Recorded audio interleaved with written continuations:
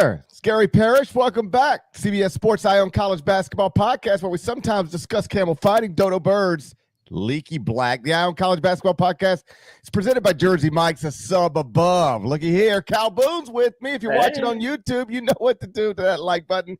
Shouts to Brandon Davies. And if you haven't yet subscribed to the CBS Sports College Basketball YouTube channel, please also do that while you're here. Let's get into it. Whether you know it or not, hand to heart, I don't typically like leading the pod with a negative, because my experience over the years is that fans would rather listen to folks celebrate something good than focus on something that maybe isn't going so well. So that acknowledged, we have to start with Kansas, because that's clearly the biggest story this morning. Final score, BYU 91, Kansas 57. It was a beatdown in Provo. So after being voted preseason number one in the AP poll for the second straight year, the Jayhawks are now 17-9 overall, 8-7 in the Big 12, and just 3-5 in their past 8 games. In Bill Self's first 20 years at Kansas, he never lost more than 6 Big 12 games in a season. Literally never. Then last season, he lost 8. Now this season, he already has 7. Strong job, first and foremost. Thank you for being here. Now, can you please explain what's going on with Bill Self and his Blue Blood program? Yeah. Hey, good morning. And we could celebrate a positive here. That was some sort of beatdown by BYU last night. But yeah, I think the larger story is obviously Kansas and what is wrong with them. A 34-point loss, tied for the largest loss for Kansas under Bill Self at Kansas, third worst in program history for Kansas. Things have just gone completely off the rails. And I thought Self was pretty candid after the game last night and talking just about, like, they've been inconsistent. They just have not been able to click for one reason or another. And he put it pretty simply, like, I thought we were awful. And if you watch the game, it's hard to, disagree with his assessment. They were very bad. He said the offense stunk. We couldn't stop them. And, basically we couldn't score on offense. We couldn't get out of our way on defense. And BYU just took advantage of whatever energy Kansas brought into Provo last night. So, Self kind of talked about, like, we need to regroup. We need to get away from each other. And, this Kansas team has just been inconsistent throughout the season. And it's a weird vibe where Kansas last season ended the year where they had some injuries, they had some attrition, they had some guys who, they didn't have the depth. And throughout that kind of stretch run, Self was talking about, like, I can't wait until next season. Well, now he's had this season and he had some time to kind of regroup that roster, and it just has not clicked. And it's a weird thing for, one of the best coaches in college basketball to have a roster that's just frankly not good enough. But for one reason or another, they're not clicking. And, you look at the guys that they brought in, they just have not been good enough this season.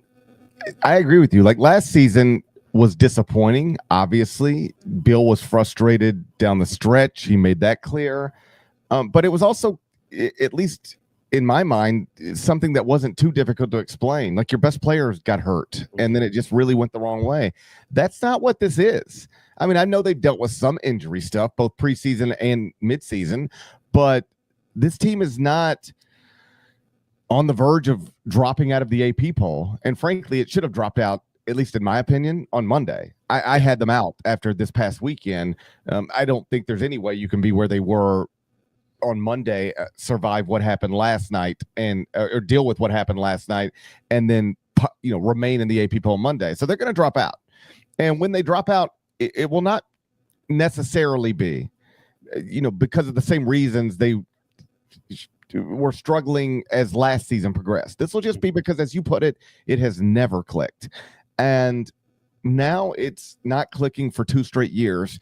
And though I guess anybody can have a bad 2-year run, it's impossible not to make note of this, because we're talking about a guy and a program, a coach and a place that never had bad 2-year runs. Or, you ready for this? 1-year runs, like 2-week runs.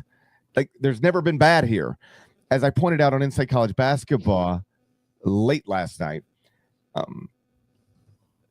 in Bill Self's first 20 years at Kansas, he never lost more than 6 league games. Never once, not once.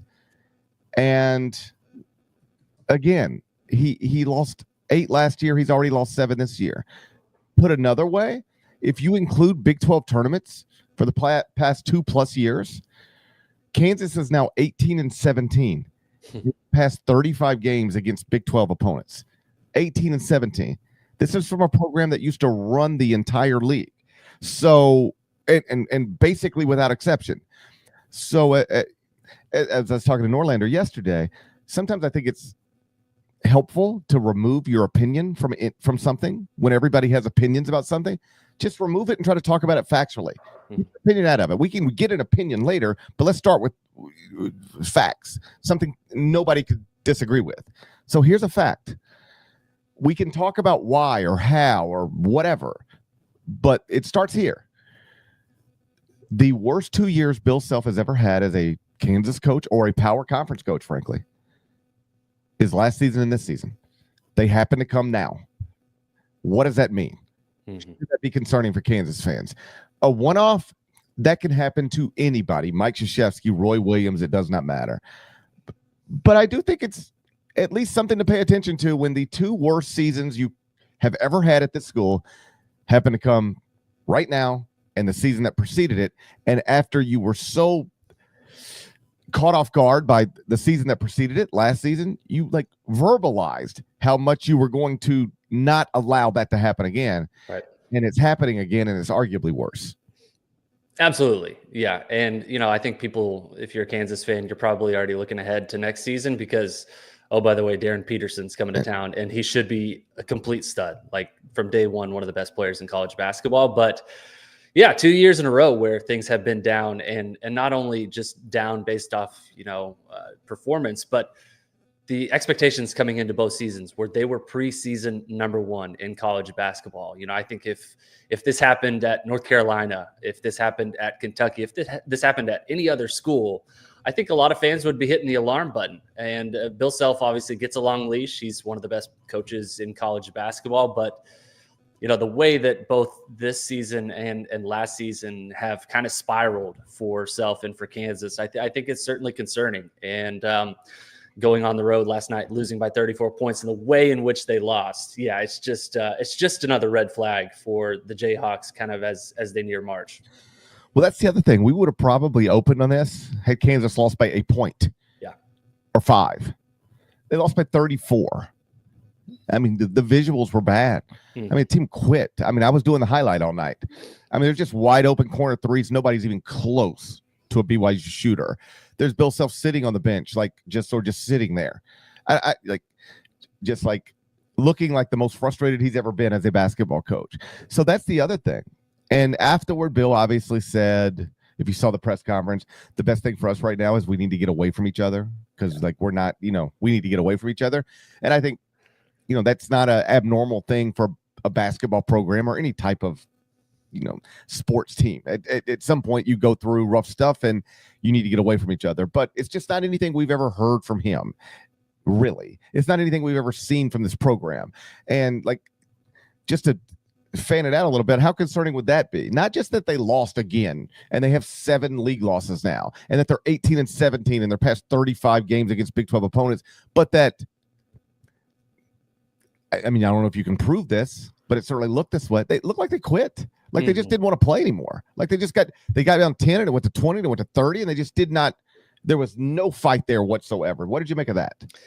Yeah, I mean, and that's kind of been a theme throughout the season, right? If you've watched this Kansas team, they've had some really impressive outings. As Self kind of said earlier this week, they have some moments where things look like they're right. Most of the time they come, not surprisingly inside Allen Fieldhouse, but the inconsistency of this team throughout the year has just been jarring for a self-coached team. And the way in which they played last night, where effectively it looked like they just kind of put their hands up and it's all right, BYU, you can do whatever you want to do because we're not really totally invested in this. I don't think you want to extrapolate and say oh, well, this team hates each other. But I think it is one of those situations where they're just kind of fed up. They're at a point an inflection point in this season where they got to figure out exactly what they want to be. And that was kind of Self's challenge after the game is if you are going to make a decision about, whether you're going to defend the high pick and roll or whether you're going to kind of buck up and fight through and persevere through these hard times, like you got to commit to it. And the only thing this Kansas team right now seems to be committed to is just like completely floundering, completely just going about the season like, hey, whatever. They've got some, self-reflection to do over the next couple of days to figure out how they want to finish the season. The talent is still very, very high. Like this team is playing well below, I think, its talent level, and I think that's even more shocking. It's not a Kansas team that doesn't have the talent. And so the fact that you're throwing out a stinker like that, losing on the road by 34 points and just completely quitting, it's frustrating, I'm sure, for yourself and as a fan watching it, it's a tough scene. It's tough to watch. So the good news for Kansas is that the next two are manageable. Mm-hmm. It's Oklahoma State and Colorado. Those are two of the bottom three teams in the Big 12 standings. So this is a good play. If you're gonna get right, this is the place to do it. Mm-hmm. You get humiliated on some level on a Tuesday night. You get back to Lawrence.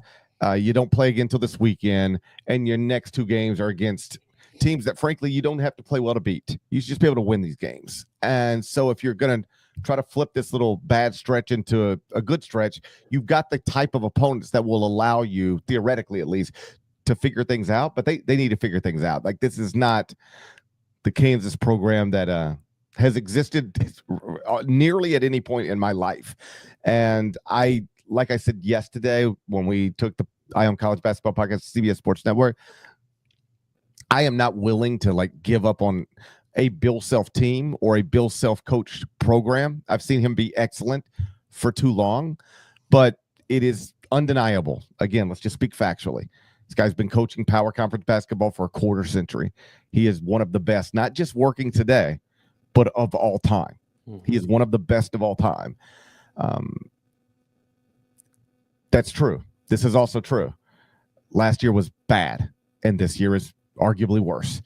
And they've got to figure that out. Again, the next two winnable games, we'll look up in 2 weeks, because after that, it's a game against Texas Tech inside, I believe, Allen Fieldhouse. So we'll look up in a few weeks and see where they're at. But I never, as somebody who not only watched them move to number one in the preseason AP poll, but put them number one in the top 25 and one very early last offseason, I never expected on February 19th to be having this conversation about them. Up next, let's play the Stay or Hit segment brought to you by Chumba Casino.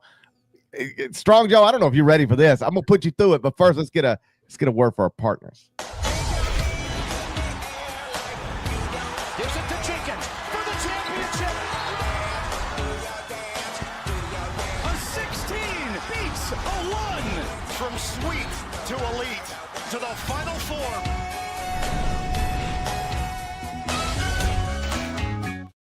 All right, now it's time for the Stay or Hit segment brought to you by Chumba Casino. Whether you're chilling at home or on the move, play for the chance to redeem some serious prizes with Chumba Casino. Strong Job, today we're playing Stay or Hit Final Four Contenders from outside of the top 10 of the AP poll. Okay. And let's start with number 20, Maryland. Do you consider number 20, Maryland, a real Final Four contender? If so, tell me why. Absolutely, I do.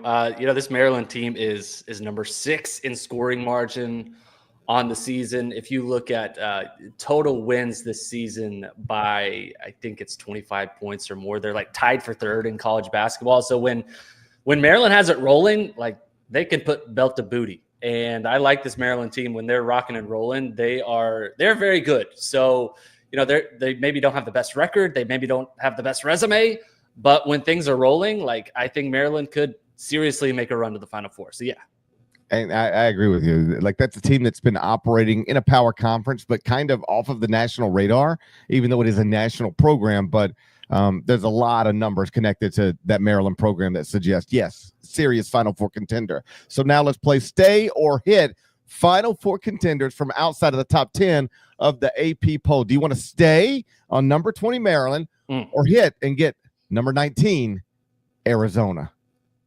Oh yeah, I'll stay on Maryland here. I think Arizona's very good on offense, but defense is questionable. Yeah, I'd stay on Maryland. Strong Jaw, do you want to stay on Maryland or you can hit and get number 15 Missouri. Oh, that's a good offering there. I will. You know what? I think I'm going to hit on Missouri. I'll hit on Missouri. The offense has been very good. Yeah, Dennis Gates has things rolling there. They've had some highs as well. God, I'm going to regret that. But yeah, I'm gonna go with Missouri there. Calhoun has given up on Maryland. He has now taken Missouri. Now, do you want to stay on Missouri or hit and get number 11 Wisconsin? Oh, you know what? I'm going to regret this. No, I'm not. I'm going on Wisconsin. It feels like a team that has been hiding in plain sight throughout most of the season. Very good offense. In fact, efficiency-wise, the best in the Big Ten. That shocked me last night when I was looking this up. They've been very good. You know, they beat Illinois on Tuesday night and did so pretty convincingly. Could end up winning the Big Ten. That team, that conference is loaded, and they look like right now they may be one of the best. So yeah, I would go with Wisconsin. All right, last one. Do you want to stay with Wisconsin or hit and get number 12 Michigan? Mr. Indecisive. I'm going to go with Michigan. I think the way that they match up with teams is going to be really difficult to contend with in the NCAA tournament. Like, not only one 7-footer, but 2 7-footers. Danny Wolf, Lad Golden. You know, they've got Trey Donaldson. Like, that's a team that I think has the makeup, the talent, the skill, the coaching to make a run. Goodness gracious, I just ran right through those. But yeah, I'll roll with Michigan here. So Calhoun's got Michigan. It appears as his favorite Final Four contender, currently ranked outside of the top 10 of the AP poll. And if it goes down that way, listen, Bruce Pearl at Auburn, Rick Pitino at St. John's, those are probably most people's National Coach of the Year favorites. But Dusty May at Michigan in year one's got to be on those lists as well somewhere. Mm-hmm. And you'll remember he was the 2023 CBS Sports National Coach of the Year, because we don't vote on that until after the Elite Eight. And I think almost by definition, just automatically, if you take Florida Atlantic to the Final Four, we're going to go ahead and name you the National Coach of the Year. So Dusty May is in contention to win a second National Coach of the Year award from CBS Sports in a 3-year span at 2 different schools. I'm not predicting he's going to get it. I'm just acknowledging that he's a part of the conversation. And that's, if you're a Michigan fan, got to be thrilled. And if you're a Michigan athletic director, got to be getting that new contract done so that he didn't start flirting with anybody else, specifically a school that he might have attended once upon a time. That was the hit or stay or hit segment brought to you by Chumba Casino. If you're ready to dive into some excitement, Chumba Casino is where it's at. It's free to play, so just jump right in and explore over hundreds of social casino-style games with fresh new releases every week. Play anytime, anywhere, and enjoy free daily login bonuses and an amazing welcome offer. All right, Strong Jaw, let's do the Wednesday whip around and touch on some other notable results from Tuesday night. Let's start in the Big Ten. It's that Wisconsin team we were just talking about. Final score, Badgers 95, Illinois 74. Does John Tonji have a spot on your first team All-America ballot? Because if he ain't on it already, he seems headed that direction. Yeah, I think he's certainly heading in that direction. I did not actually sit down and do like the math there, but the way that he's playing, he's making a very strong case there. I think there's 3 guys who have pretty much locked themselves in. Tonji could end up being, you know, the 4th or 5th guy on my first team All-American ballot. He's been very, very good. This offense has been rocking and rolling. You know, they're 21-5 now. Wisconsin's won 13 of its last 15 games. Tonji's been good, man. Klesmith has been good. Stephen Crowell was big last night. Huge win, and you know, that's an Illinois team that, you know, they're dealing with some injuries. They had some illnesses last night. In fact, Brad Underwood basically decided that he would skip the handshake line because they didn't want to give Wisconsin the cooties. But yeah, the way that Tonji's playing right now, they have one of the best players in college basketball. I myself am dealing with the cooties, if you can't tell. I can't. I've been kind of sick, but not quite, like bedridden for 2 weeks. Like, you know, I'm like, I don't feel well. I know what I sound like. I'm about to cough nonstop. I don't feel bad enough to like just lay down for 2 days, but it's just been this nonstop. So I understand what the Illinois basketball program is going through. It sounds like something similar to what I'm going through with Tanji. I led the top 25 and won with him this morning. I've got Wisconsin up to number 7 in the top 25 and 1. And as I mentioned in the lead, I'm not here to, I'm not criticizing rankings, because as somebody who ranks stuff every day, I understand better than most and perhaps better than all that it's challenging, right? And unless you criticize something in real time, I don't have much interest in listening to you criticize it after the fact. Like, criticizing mistakes in hindsight it takes no skill at all. It just, like, it takes a Twitter account. That's it. You just got to be on Twitter and you can criticize anything with the benefit of hindsight. Unless you criticize it in real time, that doesn't matter to me. Mm-hmm. So I did not criticize this ranking in real time. I don't even remember thinking about this ranking in real time. I don't even remember thinking about John Tanji in real time. But 24/7 Sports does put together transfer portal rankings. And just trivia, let's call it a trivia time. Trivia time. Okay. Where was John Tanji ranked in the transfer portal rankings heading into this season? Number 1. Number 1 is incorrect. That would have been Kadari Richmond. I'm going to go with 68. You're going to need to go lower. Lower? Yep. Ooh. 69. You're going to need to just keep going lower. You got to go way lower. 130. Even lower. 200. You got to go lower. 300. Okay, you're in the range. 296. Wow. 296. And again, I don't say that as a criticism. Yeah. I don't know where I would have ranked John Tanji. I don't know that I even thought about him one time. For people who don't know, he started his college career at Colorado State, played 4 seasons there, transferred to Missouri, only played 8 games there, then transferred to Wisconsin, and was labeled the 296th best transfer in the country. And right now he is averaging 19.6 points, 4.8 rebounds for a team that's ranked 7th in the top 25 and 1. He has scored in the 30s in back-to-back games. And if you were putting together a All-America team, first team today, yeah, it's going to have Janai Broom on it, and it's going to have Cooper Flagg on it, but it might have John Tanji on it too. Yep. And in a sport that is always filled with multiple great stories because it's just too grand not to be, there is one that's originating at Wisconsin. This is a Big Ten program that, if I would have told you in October we're going to be talking about it on February 19th, what's it going to be about? You might have told me, well, are we talking about Greg Gard's on the hot seat because it's not going so well? Yeah. That would have probably, if we're talking about Wisconsin on February 19th, what are we talking about? How's Greg doing? That's probably the conversation we thought we'd have. Instead, we're talking about somebody who was ranked 296 in a transfer portal class, projecting as a first-team All-American. Again, lots of great stories in the sport, but that's a pretty good one, don't you think?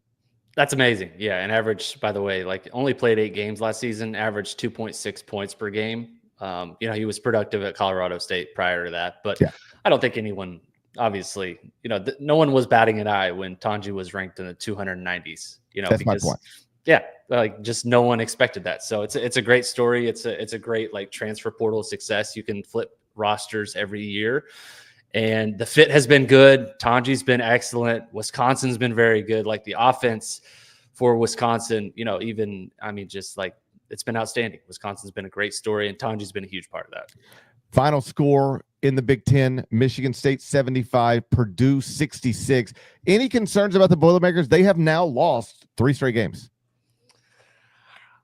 Yeah, a little bit. I think when Michigan State was going on that run there and they had that winning streak, Tom Izzo, every time they would mention it, he's like, hey, let's pump the brakes here. He didn't want the expectations. I think they're falling back down to, I think probably to a spot where maybe they should have been. But yeah, I'm not hitting the panic button or anything. This is still a really quality team. They're still very well coached. They've got a ton of talent. I'm not hitting the panic button. Are you? No, but this is a program that played the national title game last season, won back-to-back Big Ten titles. You don't expect them to lose 3 straight games ever against any schedule under any circumstances. So it's just notable because it's not something we've seen lately from this program. And just something I've sort of picked up on, honestly, over the weekend after Wisconsin went, I believe it was 20 of 22 against them from 2-point range. It's 90.9%. So I was like, okay, wow, that's unusual. And it was wildly unusual. Like that, Jared Burson had some interesting the bullet points connected to that. So then last night, it wasn't quite as dramatically bad, but Michigan State was 24 of 35 from 2-point range against Purdue. That's 68.6%.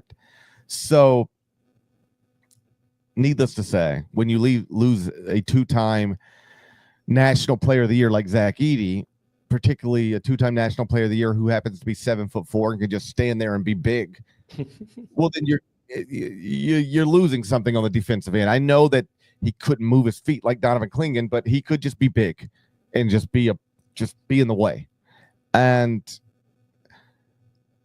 last season, that allowed Purdue to rank 67th in the country in defensive 2-point field goal percentage. Now that's not great, right? But it's 67th. However you interpret that, that's what it was.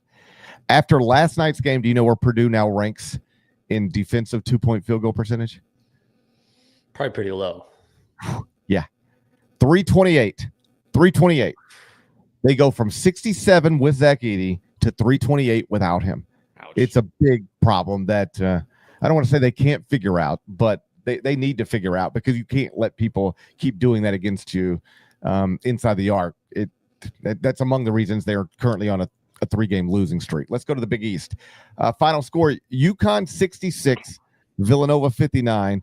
Wild game. Were you more impressed with how the Huskies stormed back to win the game, or more concerned that they had to storm back to win the game? Great question. A little bit of both.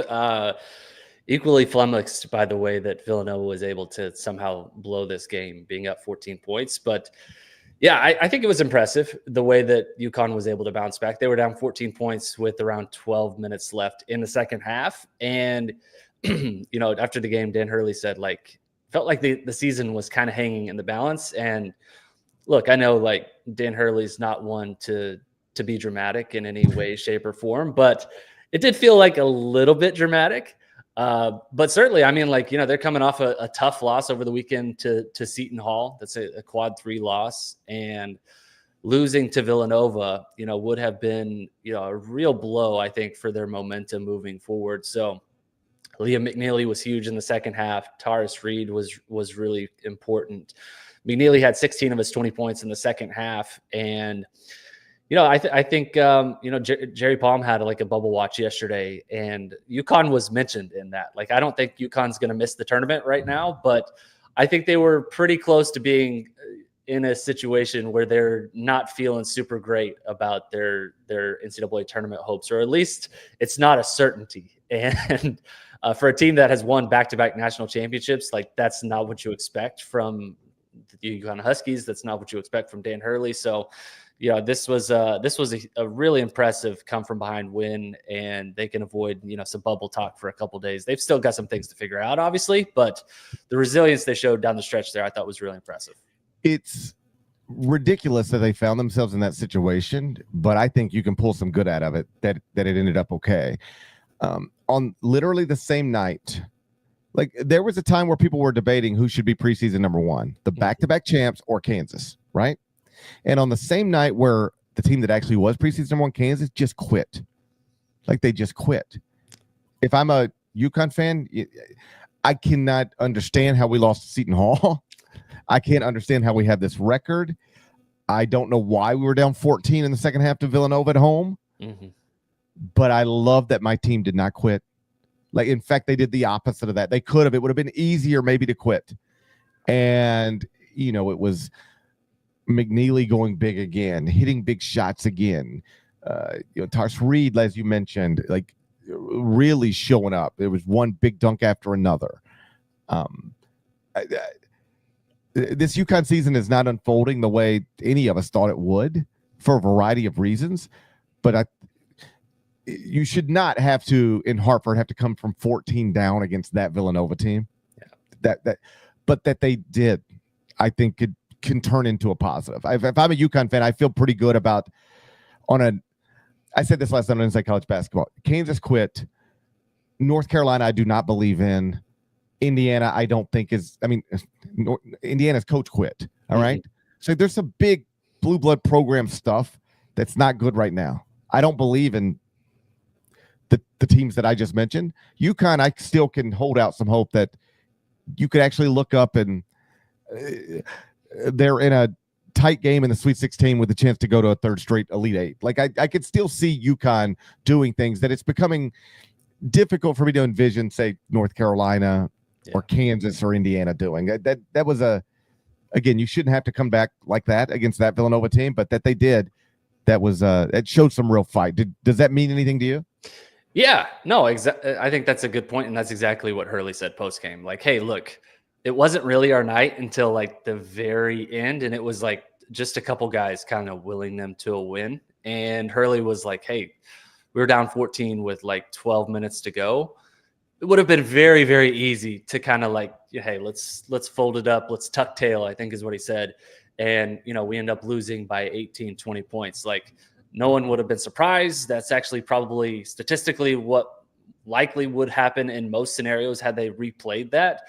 But the fact that they were able to kind of come from behind and continue to fight and to dig out of that deficit, like that shows some grit that maybe we just didn't see coming. And Hurley after the game was like, this could be, I think he used the word like, this could be galvanizing for us.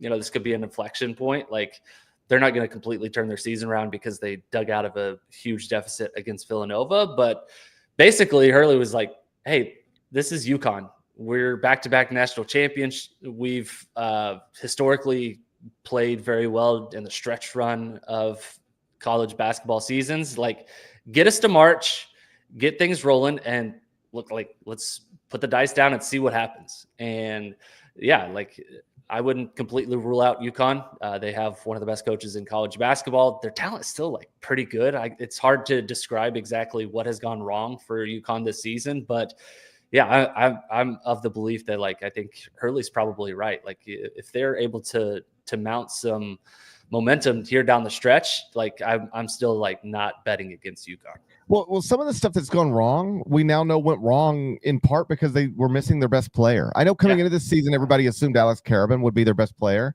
and that was a reasonable assumption for a few different reasons, but it's not true. I don't think now we know it's like Liam McNeely's their best player. Yep. He's the best. We used to describe him as their best pro prospect. He's not just that anymore. I've talked about this for years as you are, our primary NBA draft guy. I think you understand what I'm saying when I say this.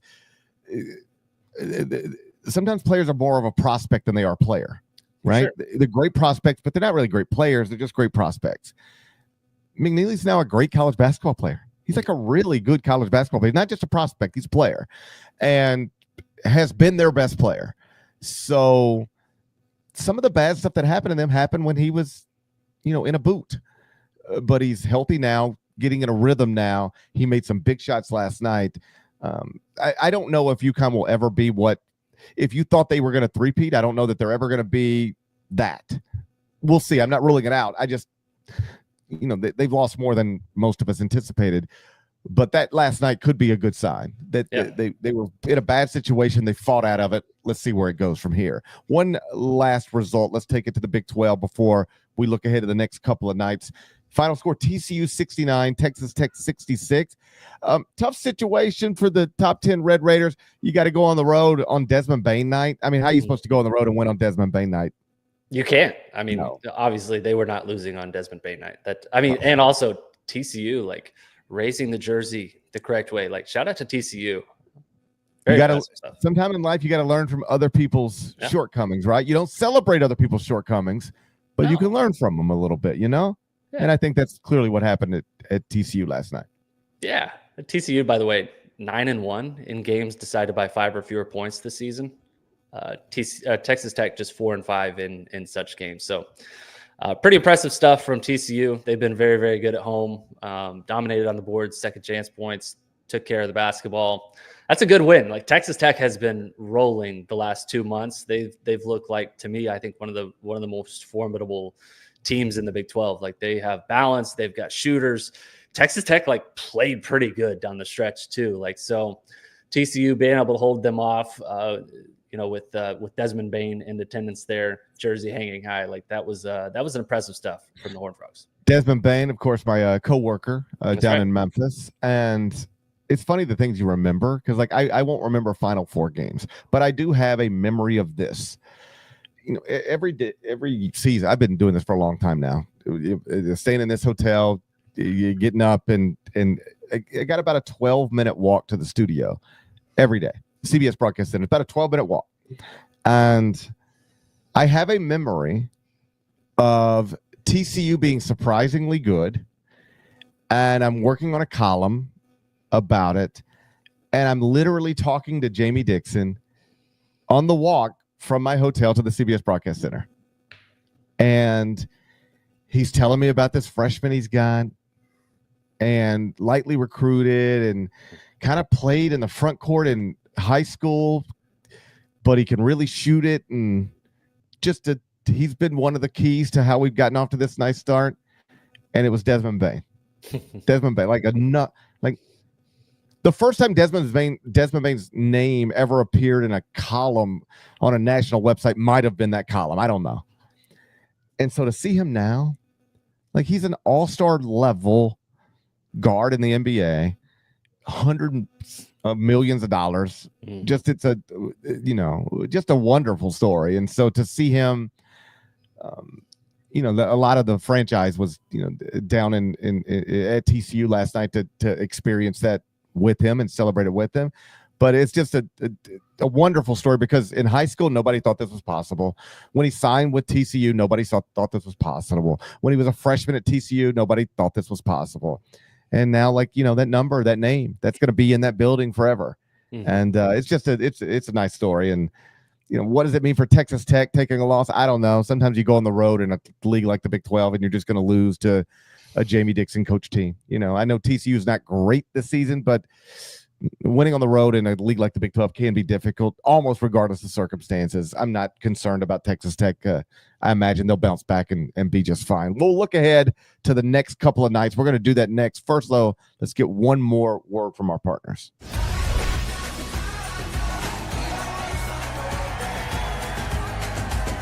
Yeah, we always find our way back home. Let's look ahead to the next couple of nights. On Wednesday night, we got a triple header on CBS Sports Network. It's UMass at VCU, Bradley at Illinois State, followed by New Mexico at Boise State. Elsewhere around the country, Arkansas, John Calipari, is at number 1 Auburn, number 4 Alabama, at number 15 Missouri, number 10 St. John's, at DePaul. You're not expecting a letdown from the Johnnies at DePaul, are you? This is the way college basketball goes sometimes. We start celebrating something. We're handing you conference championships. We're handing you National Coach of the Year awards. And then you go to DePaul and you end up in a fist fight you ain't supposed to be in. You're not expecting that from the Red Storm, are you? I'm not, but we'll see. Yeah, Kim Pom has it like St. John's -12. So it should be a nice, cushy win on the road. But going on the road, got to face DePaul. St. John's coming off a big win over Creighton. Yeah, like it's still going on the road after a pretty impressive win. We'll see what happens, but yeah, I'm all faith in Rick Pitino. I believe the Johnnies are going to be all right. I would assume so. Alabama at Missouri, also interesting. Want to see how Alabama bounces back from that weekend loss to Auburn. And then Missouri, obviously, Dennis Gates has done an unbelievable job. When you go winless in the SEC and then put together a resume that can reasonably have you ranked in the top 15 in the country of the AP poll, like you're doing great work. But I think Jerry Palm only has them projected as a 5 or a 6 seed. Mm-hmm. Other brackets are similar, and I know Missouri fans, or I gather Missouri fans, some of them. At least some of them with Twitter accounts, don't understand exactly why the resume is not being more respected. The truth is more than half of their wins fall in quadrant 3, quadrant 4. I don't personally care about non-conference strength of schedule, but that is something the selection committee is going to ding them on. And they don't have a lot of big signature wins. Mm-hmm. They have some, but not a bunch. They're not sitting up there challenging Auburn for most quadrant 1 victories in the country. So this is an opportunity to move all of that in the right direction. If you say we don't have enough big wins, well, we're about to add one over a team that was ranked second in the AP poll as recently as last week, and a team that I know the AP poll has a 4 next to Alabama. In terms of resumes, that's still the second best body of work. Alabama still has the second best body of work in the sport behind Auburn. I don't know why AP voters decided to drop them down to 4, other than I used to write a column about how AP voters don't always, broadly speaking, know what they're doing, and that's the best explanation for that. Yeah. But if you're Missouri, you got a chance at home tonight to add a big victory over a team that everybody understands is a legitimate championship contender. Big chance, a big opportunity for them to capitalize on that. On Thursday night, there's only one game involving a ranked team. That's going to be USC at number 20 Maryland. We talked about the Terrapins earlier. So Thursday night, I think that's a good night. If you ain't finished season 1 of Landman streaming now on Paramount Plus, Thursday night's going to be a great opportunity for you to do that. So if you got to detach from basketball, don't do it tonight. Tonight's going to be great. But tomorrow night, yeah, maybe if you want to. Let's call it a show. You ready to get out of here? I need to catch up on some Landmine. Landman is streaming now. Strong Jaw. Yeah, I'm like 4 episodes in, maybe. I've got a lot to catch up on. I've been binging the Severance, but I'm caught up now. So I got some other stuff I got to catch up. I love Severance, man. I don't know what's going on. I don't know what those goats are up to, but I love Severance. It's the oddest show in the sense that I don't have any idea what's happening, but I'm not bored. And I'm not frustrated. Usually when I don't know what's going on with something, I'm just this is too difficult. I enjoy watching Severance, even if I don't know what's happening. I love it. Mr. Belichick. That's so good. I am not in. This is the type of the year where I work, time of year where I work. And then I'm like, all right, everything's done. I'll turn on I'm trying to get caught up on something. I'll watch it now. And I watch it for 11 minutes and then I fall asleep. I am 11 minutes into 6 different shows. I've watched the first 11 minutes of the OJ documentary on Netflix, of the Gabby Petito documentary on Netflix. Yep. I've watched the first 11 minutes of basically everything that's available on TV right now. If you ever want to have a conversation about the first 11 minutes of episode 1 of something, you just text me, man. I can talk to you about I can't talk to you about minute 12. I don't know what happens in minute 12, but the first 11 minutes of 6 different shows, I'm all over them. But here's the good news. I do have a flight home today. I think, if weather permitting, I've got a flight home today, and I'm gonna try to watch minute 12 or something. I'm gonna try to watch minute 12 of something. Do the Petito doc. Yeah, I think that. Did you finish it? Yeah, I'm actually, yes, I finished it last night. It's very good. It's only 3 or 4 episodes. Yeah, no, I'm actually deeper than 11 minutes into that. Okay. Because I remember we all lived through that and we sort of experienced it in real time and watched the internet more or less solve it in real time. The internet found where all of this happened. It's just such a sad story. I felt a little weird watching it. There is nothing I say this as respectfully as I can say it. These 2 people are super famous now. They are the television stars in the biggest television show in the world right now. And the only reason we even know they existed, it's not because one of them was a famous actor or the other one was a famous baseball player. They're just 2 normal people, and one of them killed the other one. Yeah. And that's the only reason we even know that they exist, and they're television stars now. It just felt a little weird. It's a little morbid. Yeah. Anyway, what a sad. Hey, I don't think there's a better place to end a college basketball podcast than right there. So enjoy tonight's basketball schedule. And then tomorrow night, I would just stream Landman. But if you're already finished with Landman, then the Gabby Petito documentary, it is available on Netflix. Shouts to Devin Downey. Shouts to Chester, South Carolina. Shouts to Terry Teagle, legend, Huck Larnell. Thank you guys once again for watching the Eye on College Basketball Podcast, listening to the Eye on College Basketball Podcast. If you're not subscribed, please go subscribe anywhere you subscribe to podcasts, Apple, Spotify. More of us than there are of them. I know it didn't feel like it last night if you were watching basketball. It felt like there was a lot of thems. 34-point victory over Blue Blood program. Shouts to the thems, but there's still more of us than there are of them. That should be reflected in the comments. So please do that. We'll talk to you again real soon. Till then, take care.